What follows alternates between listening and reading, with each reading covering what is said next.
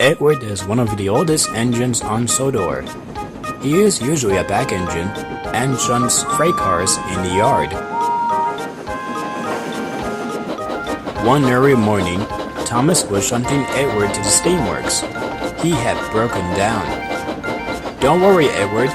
Vidya will have you fixed in no time." "Thank you, Thomas." Sir Toppenhat was there. "Sir, who will do my jobs while I'm being repaired?" "There are no available engines, so I'll pick James to do it." And he got in his car to find James. Now there's going to be more trouble. James won't like this at all. Thomas and Edward were right. When James had heard, he was doing Edward's job, and he was cross. "Why was I chosen to fill in for Edward? Why couldn't it have been Thomas, Percy, Toby, and Henry? They won't mind at all. Not like a splendid red engine like me." James was so busy grumbling that he wasn't watching what he was doing. "Oh!" They thought James bumped them rough on purpose, so they decided to get back at him. James began to shunt freight cars for Percy. When the freight cars began to bump into James, "On! On! On! Stop that!" Later, James was in a bad mood when he went to get water from the water tower. Then the yard manager came in.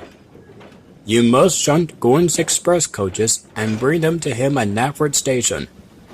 "Yes, sir." James got 4 express coaches and brought them to Nafford. "This should be me taking the express." James arrived at Nafford. Gordon was waiting for his train on platform 1. The passengers climbed in. After the passengers climbed aboard the train, the conductor closed the doors and was about to uncouple James from the train until the station master came to see him. "Sir Toppenhat wants to see you in his office immediately." The conductor followed the station master. He was so busy that he forgot to uncouple James. "Wait! Come back!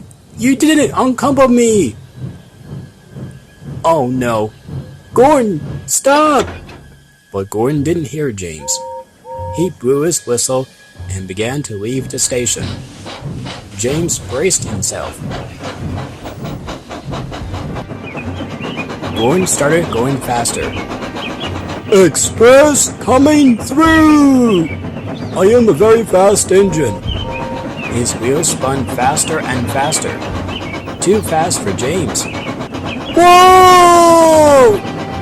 His wheels spun. He tried to stop, but he wasn't able to.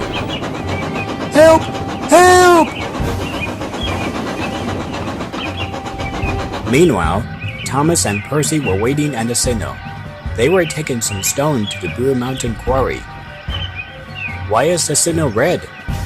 Maybe an important train is coming through." Percy was right.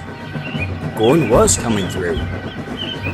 As Gordon passed Thomas and Percy, he zoomed by fast. Ah! Wait, was that James coupled to the train? It was! What's he doing coupled to the express? Maybe he got tricked like you did, Thomas. Thomas didn't think that was funny at all. He still remembers the time where he got tricked by Gordon.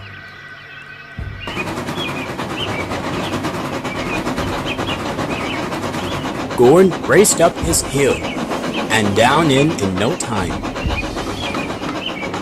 Poor James's wheels were tiring him. "I'll never complain about doing odd jobs again." Then he had an idea. He saw the signal tower up ahead. He whistled to the Cinnamon. The Cinnamon saw that James was in trouble. He switched the line and sent Gordon to a siding. Gordon was cross. "Why am I on a siding? I'm going to be late. My passengers will be cross." "Looks like you've got a stowaway, Gordon." James! What on earth are you doing there?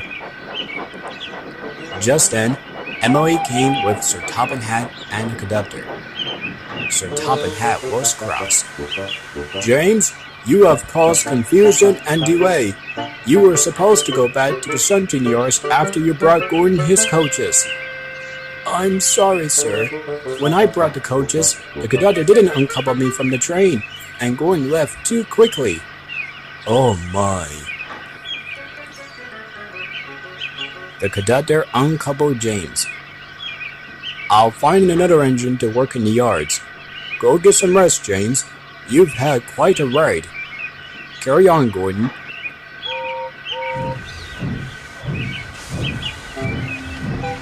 James was tired. He didn't have the energy to puff back to the sheds. So Duck took him back.